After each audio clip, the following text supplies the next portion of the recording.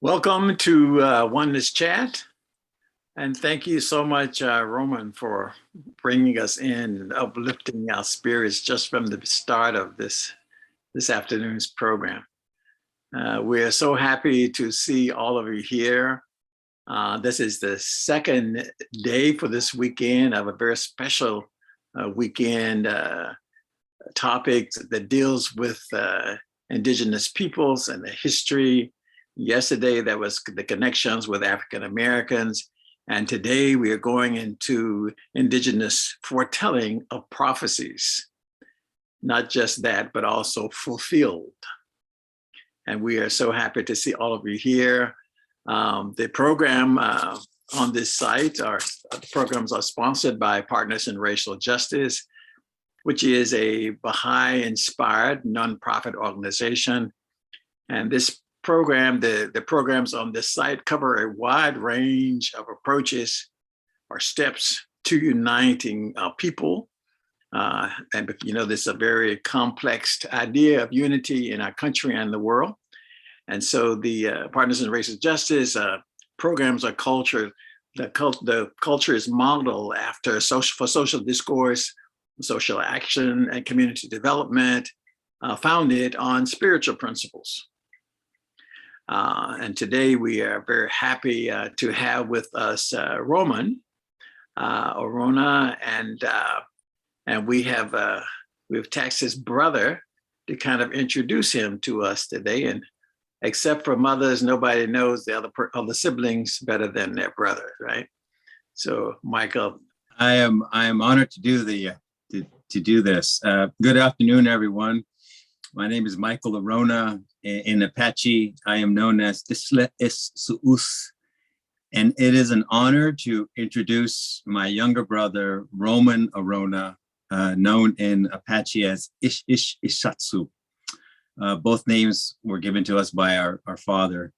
So I'm the eldest, and growing up, older siblings always have a sense of responsibility and accomplishment, a lot of pressure. But I have to give it up to my younger brother. Roman has achieved much in service of the Baha'i Faith and advancing our Indigenous culture.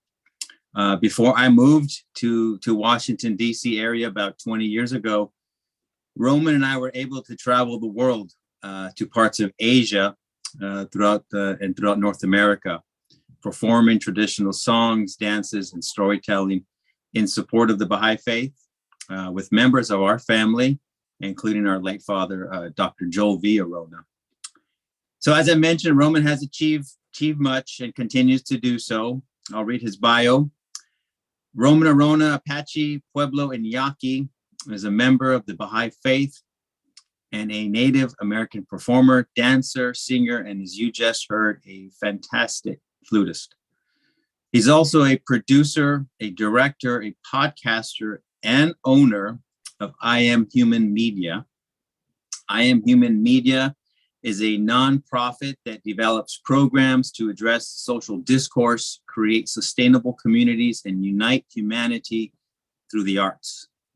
In 2016, Roman was awarded the Best Male Vocalist Award at the Native American Music Awards for his album Circling Spirits. And I would add, and this is coming from an older brother, so it means a lot, that the Native American Music Awards are known as the Native American Grammys. So this is no small accomplishment for little brother here. Very proud of him. More recently, Roman released his new project, Invocations, which combines Native American singing and Baha'i prayers. He also re-released a drum instrumental album titled Drum Awakenings and his first flute album, Soul Awakenings. And I would add that if you get a chance, please listen to Soul Awakenings. You got a little taste of it here just as we started. If that is not enough, Roman also hosts a weekly podcast called the Indigenous Cafe, playing Indigenous music from around the world and also discussing virtues to help create a better society. Again, a plug for that. It's a fabulous show. If you get the chance, Indigenous Cafe podcast, make sure you tune in. Now, Charles, as I wanted to share it, and you asked me as the older brother, so older siblings, as I also have a sense of privilege. And what the bio does not include is that Roman he's always been a great traditional powwow dancer. He's been a great eagle dancer and a deer dancer. And I remember at the age of about 6 years old, Roman was perfecting his first love of dance. Roman's first love of dance was breakdancing, where he wore a white glove and moonwalked and pop-locked with the best of them. So at that same age, Roman also longed to be a truck driver, driving an 18-wheeler down America's highways. So that still hasn't happened. So there's still a few things for him to accomplish going forward. And then finally, what is not listed in the bio, but I have witnessed firsthand, is that Roman is a loving and terrific husband to his wife and an incredible father to his 2 children. And with that, it is an honor to introduce my brother, Roman Orona. Thank you. Thank you so much. Thank you. Wow. That's a great intro. Thank you, Michael. Appreciate that. He's never done that before, right? No. I mean, I always, it comes at you differently when it's one of your own. You know what I mean? In blood, I mean. Yes. And yeah, that was amazing. Thank you. I want to say thank you very much to the Partners on Racial Justice. We've had a couple of times to meet and talk about this, and I think I hope to continue to be a partner moving forward. Today's talk is called the Indigenous Foretelling of Prophecies Fulfilled, and I'm gonna give you just a brief history of some of the things that Indigenous people have provided to the world. And I'm speaking specifically the Indigenous peoples of the Americas. And then after that, I will talk about some of the prophecies, and then I'm going to do a video that is a stage performance that I created. And in that stage performance, it is all the intros to the dances that would happen, but it's all, and then that stage performance is called prophecy. So without further ado, let's get moving. The Americas, North, Central, and South America, are home to over 980 indigenous nations. These nations all have different languages, traditions, clothing, housing, diets, etc. Indigenous culture in the United States specifically, because I can't speak to all the other nations, but I can for the people here in the US, from my knowledge and from my eyes, has been depicted historically as barbaric, forgotten. We were all lived in teepees. We all wore buckskins and feathers, which is not true. My people lived in wickiups, which traditionally is different from the teepee. Later, we started to use the teepee, but not not traditionally. We hardly use feathers as Apache people. Very, very limited use of feathers. So it is not completely all across the board.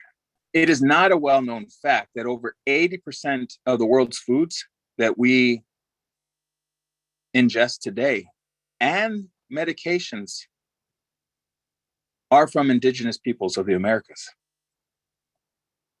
Indigenous people developed laws of the tribe to incorporate laws of nature. We performed surgeries well before the surgical room was ever around. We built sophisticated cities. Some of those are called villages or pueblos. Some of those have amazing architectural feats because they were built on the edges of cliffs. They had running water. We disposed of our human waste. We had farming techniques that are still utilized today. And in fact, here in Arizona, where I'm speaking from, the now canal systems that are used for all the surface water distribution within the state of Arizona are all run on the same traditional canals that the people, the Huhugam and the Gila River people, the Salt River people, the Auction people used in their farming. We were well-versed in the arts and sciences. Today, indigenous people and culture, despite all of our past atrocities, we still exist today. Some live on reservations and know that those reservations were actually places, prisons. They were places where we were supposed to die off. And many of us did. But we still live here today. Some of us, and most of us actually, live in towns and big cities. And some of us may even be your neighbor, and you may not know it. Indigenous people are very spiritual and prayerful people. Everything that we did was in supplication to the Creator, to God. In my tongue, we call him Yosin. We did that through song, we did that through dance, we did that through stories, we did it through fasting. Most importantly, the indigenous peoples, we have prophecies that have been passed down from generation to generation. These prophecies have foretold about this time that we are currently in, a time of separation, a time of chaos, a time of confusion, a time of speed.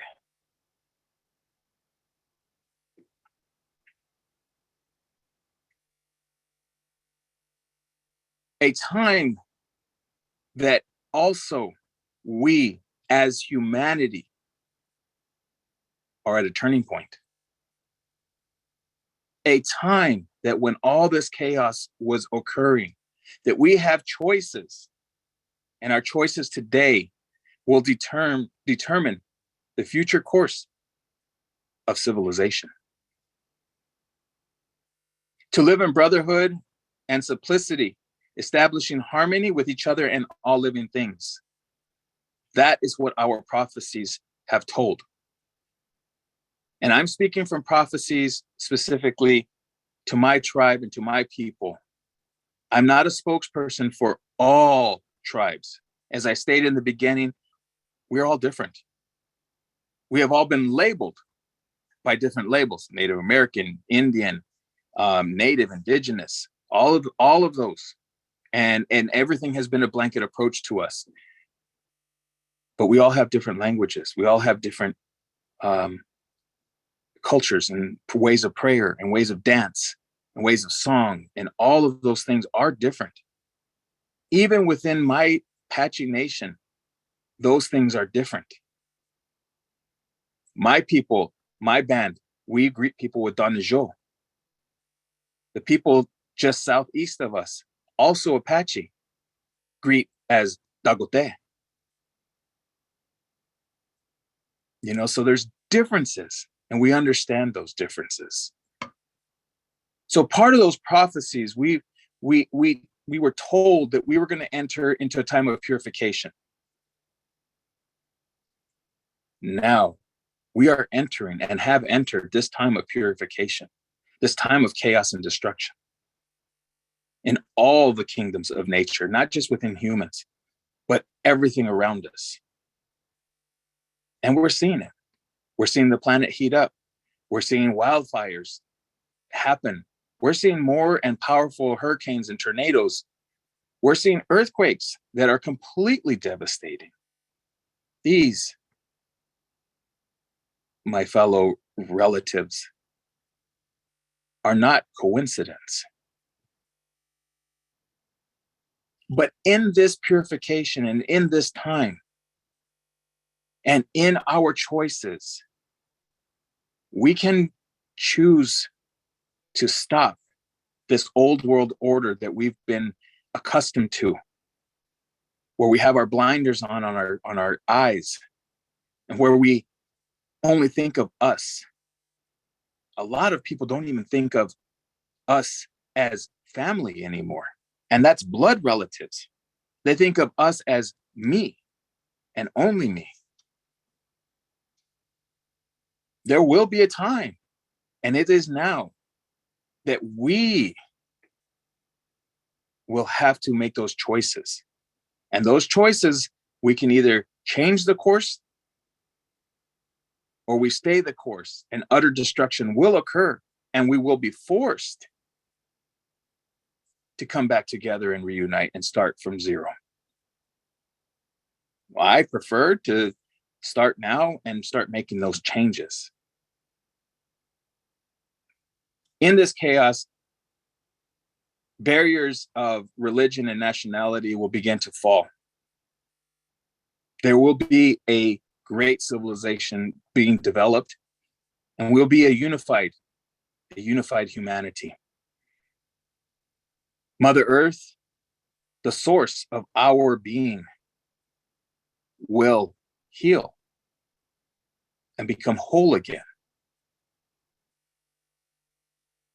And we will see, and this is part of those prophecies, and we will see the return of all the great teachers in one. And they will guide us into this new world order, into the future of this united humanity. I'm going to speak on some of the prophecies that relate to the coming of the Baha'i Faith. And I'm speaking as a Baha'i, as an indigenous Baha'i. And as I'm talking about these things, these are just a few of the prophecies that have been told to me, coming of the great teacher, the great world uniter, the one that all the previous prophets, even our indigenous prophets, have talked about. The Hopi people, they live in the northern desert of Arizona. And one of their prophecies speaks of a religion that will come and bring unity. And if this religion doesn't bring unity, then another will come. And it is the great uniter. And the people of this religion will be known as the Baha'ni. In the Hopi language, the Baha'ni is translated to the people of Baha. And we, as Baha'is, that the word Baha'i means the people of Baha. My brothers and sisters, the Navajos, who are my cousins on a cultural basis, As Apaches, the Navajos are our cousins. Our languages are very similar. They live in the Four Corners area of the United States, in the southwest area of the United States, New Mexico, Colorado, Utah, and Arizona. And that specific prophecy talks about twin prophets that will be coming from the east, and they will carry a 9-pointed star. And all the world and the religions and everybody will be united under this star.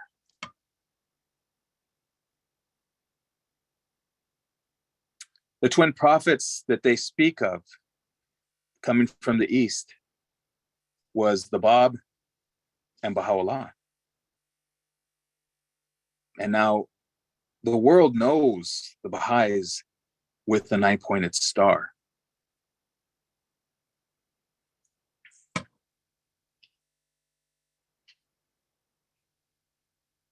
The Navajos also speak of that they will come with 12 feathers, that they will be wearing 12 feathers on their head. And this was a symbolism of the principles of the Baha'i Faith, the oneness of mankind, universal peace, independent investigation of truth, the common foundation of all religions, the essential harmony of science and religion, equality of men and women, elimination of prejudice of all kinds, compulsory education, a solution to the economic problems, universal language. We talk about as Baha'is the progressive revelation and the establishment of a universal house of justice, an international tribunal, which has been established on Mount Carmel. The Navajo prophecy also talks about this most holy mountain of Mount Carmel.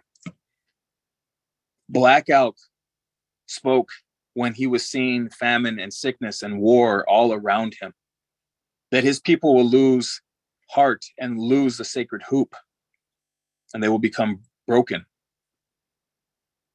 But in this, he saw a revelation or a vision that all the people after 7 generations will become whole again.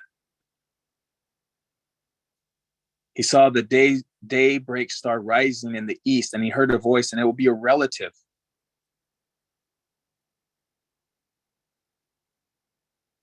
And this relative will bring unity to his people and make his people whole again. Crazy Horse saw that all his people, after being completely broken, spiritually, mentally, physically broken, that from the east, a white brother, a relative of theirs, will come, and he will unite all of humanity under the sacred tree. And under this tree, all of the people, all of the religions, all of the cultures will be one, dancing together. The Baha'i Faith talks about the bringing of unity. It's one of the major principles of the Baha'i Faith. It is about bringing unity, elimination of prejudice, the equality of men and women. I mean, I spoke about them, but the biggest thing is about this unity. Indigenous prophecies through the medicine wheel talk about this great unity. There are different versions of the medicine wheel, but every single one talks about this new world order, this great humanity. Everybody was given, the 4 races were given. That was the black race, the red race, excuse me, the yellow race, and the white race were given elements of us as people and of nature around us, and given elements for them to learn about and bring back together.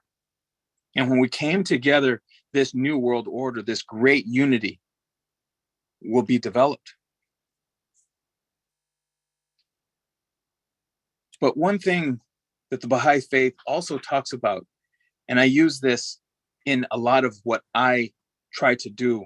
It's the groundwork, and it's the road that I try to travel in everything that I'm trying to do. And Abdu'l-Baha, who's the eldest son of the prophet founder of the Baha'i Faith, Baha'u'llah, he's also referred to as the master.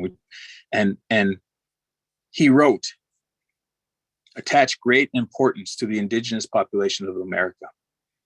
These Indians, should they be educated and guided, there will be no doubt that they'll become so illumined as to enlighten the whole world. Not a region, not a state, the world. We as indigenous people have been talked about, enlightening the whole world. We have a lot of weight on our shoulders as indigenous people. And we're going through this transformation within ourselves of finding our voices back and demanding our voices back and demanding that we're not a historical figure, demanding that we are here presently, that we are cultured, that we are a people of prophecies, that we are a people of justice and unity, that we are a people of prayer, and that we have solutions to a lot of the problems. Now, we can't do this on our own, because no one people can do this on their own. It's going to take all of us.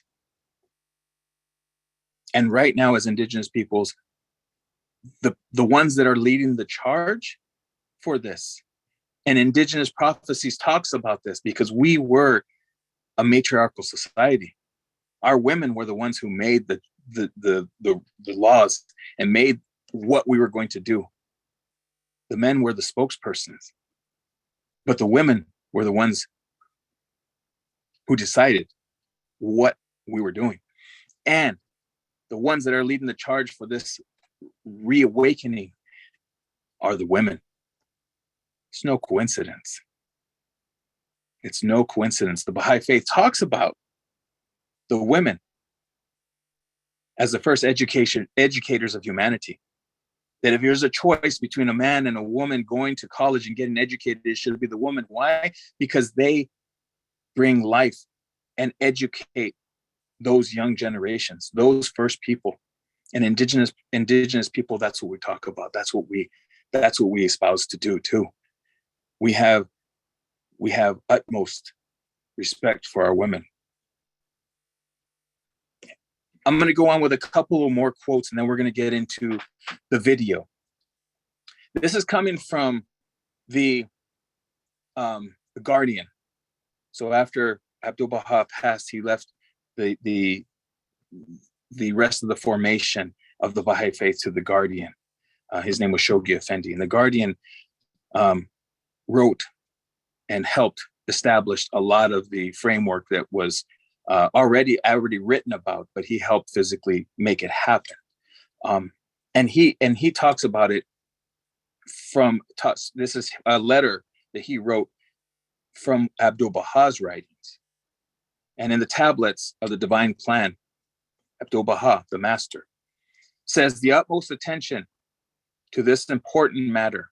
He states that if the power of the Holy Spirit today properly enters into the minds and hearts of the natives of the great American continents, they will become the great standard bearers of the faith. And the faith that he's talking about is specifically the Baha'i Faith. I was recently reading that Shoghi Effendi, this was not a prophecy that he was talking about. This is actually a mandate to the Baha'i community. And I have to find that quote again, but it was a mandate to the Baha'i community to work and get the indigenous peoples, because we will be the standard bearers of the Baha'i Faith.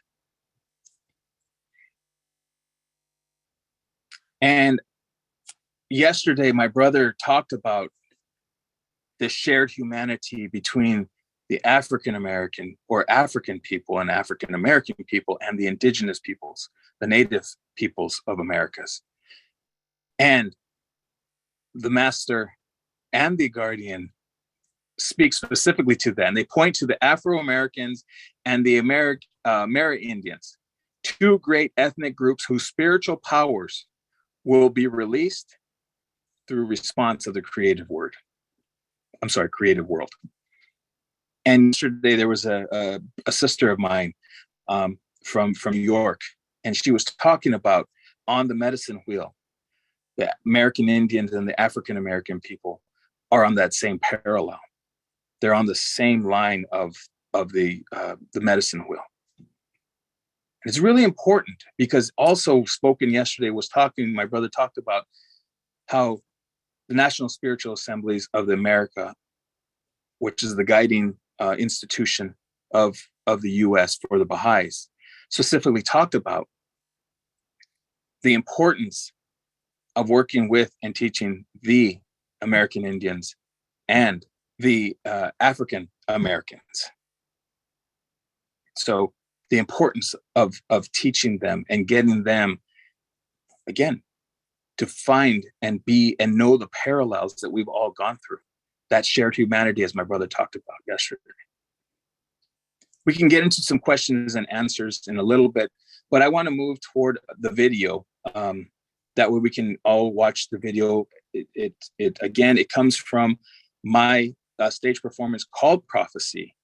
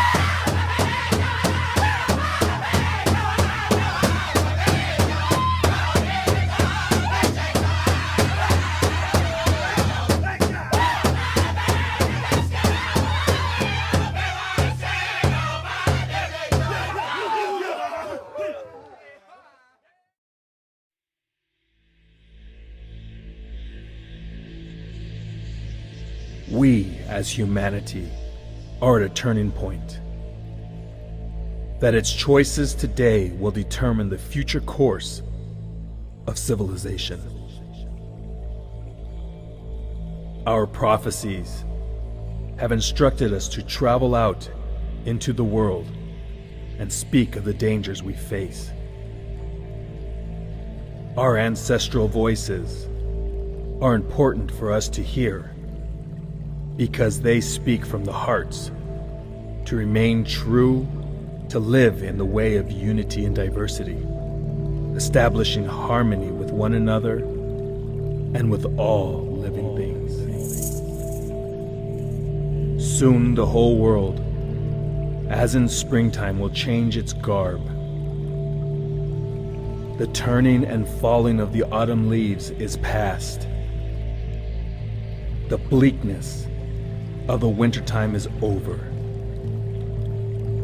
The new year hath appeared, and the spiritual springtime is at hand. The black earth is becoming a verdant garden.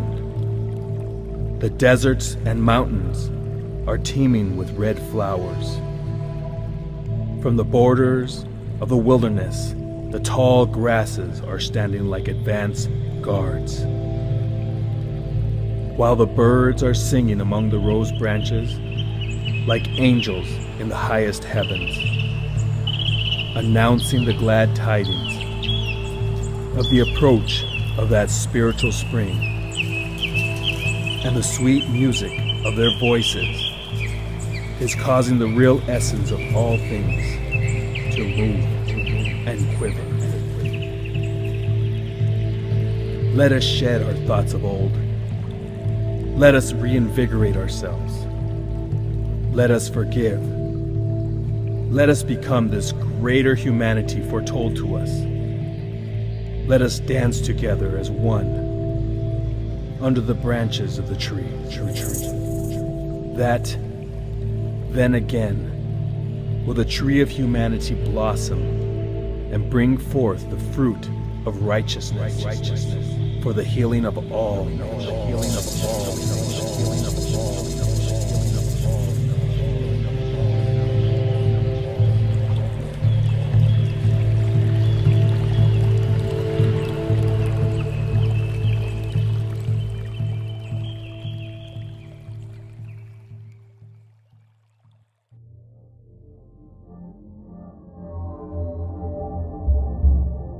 Life will offer us the opportunity to become.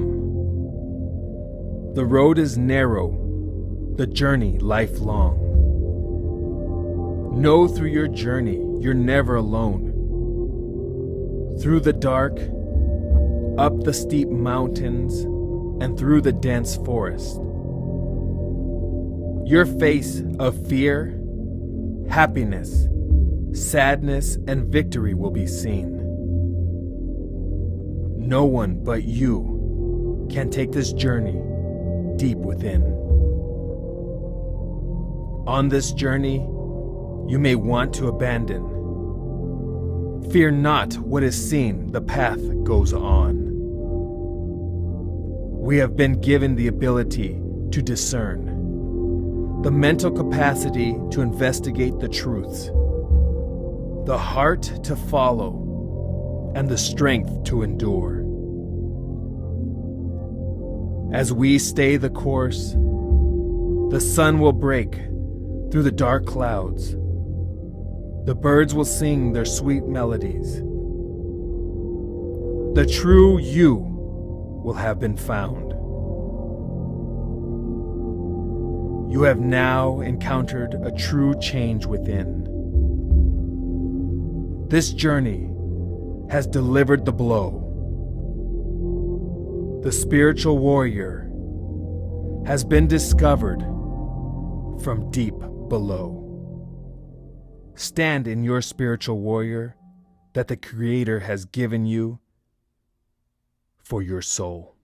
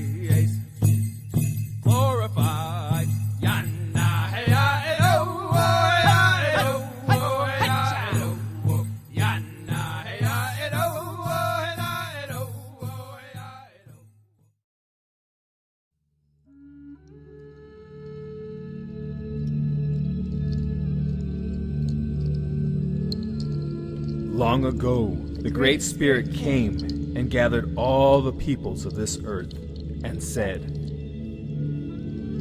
I'm going to send you to four directions. And over time, I'm going to change you to four colors. But I'm going to give you some teachings that you will call these the original teachings. And when you come back together with each other, you will share these so that you can live and have peace on earth, and a great civilization will come about.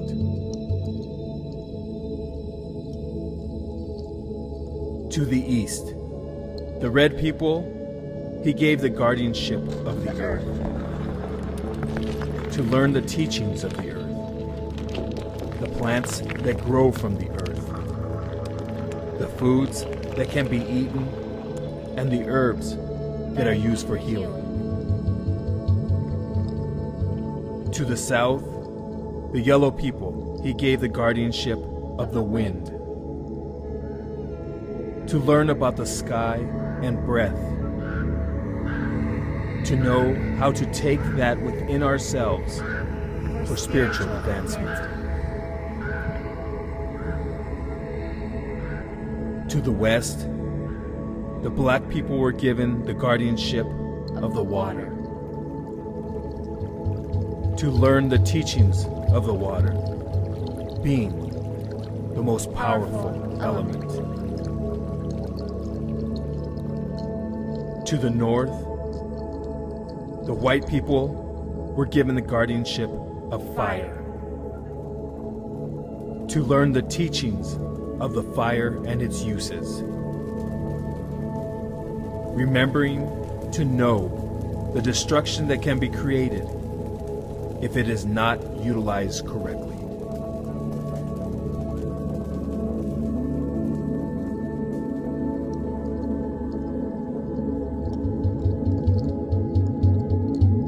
Have we, as humanity, lost sight of our responsibilities?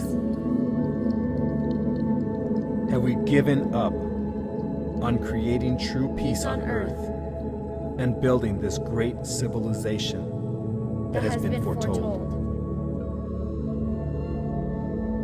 Why do we sit idle and wait for others to do something?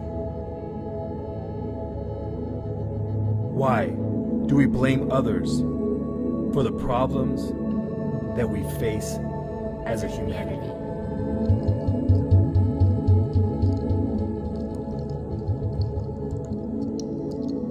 Fulfilling the prophecies of peace on earth and the building of this great civilization are not only possible, but inevitable. Whether both are to be reached only after unimaginable horrors predicted by humanity's stubborn clinging to old patterns of behavior, or is it to be embraced now by an act of consultative will? The choice is ours.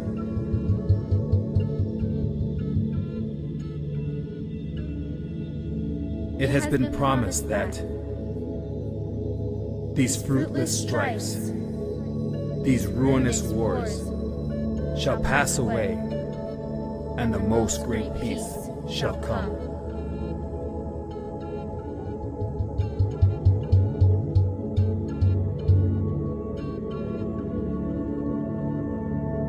The time is now to act upon this. The earth is but one country, and mankind its citizens.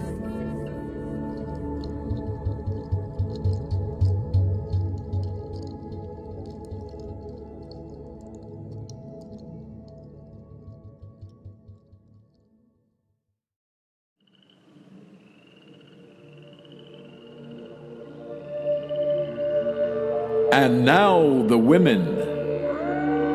The mountains and the hills proclaim it, as it echoes through their valleys in a resounding assertion. The oceans and the seas proclaim it, as their unceasing waves bring forth its declaration. The rivers and the streams proclaim it, as their currents channel forth its testimony. The gales and the gusts proclaim it, as their sweeping gowns release the new decree. And now the voices of the women shall proclaim it, with their abiding gems within, asserting the equality of both the men and women.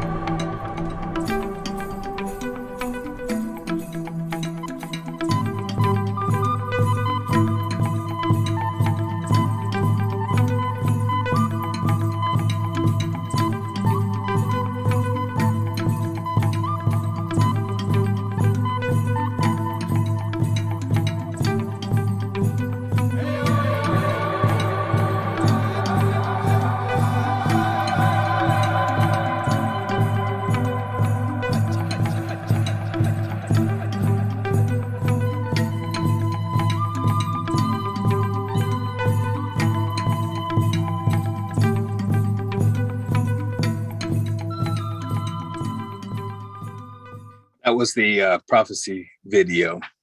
I'll now turn it over to Dr. Charles Bullock. What do you say after such history and definition and promise and practice to bring us here to 2022? Thank you so much, Roman. There were so many powerful, wonderful comments in the chat as well. And everyone, I think, is just in awe in all that we've heard today.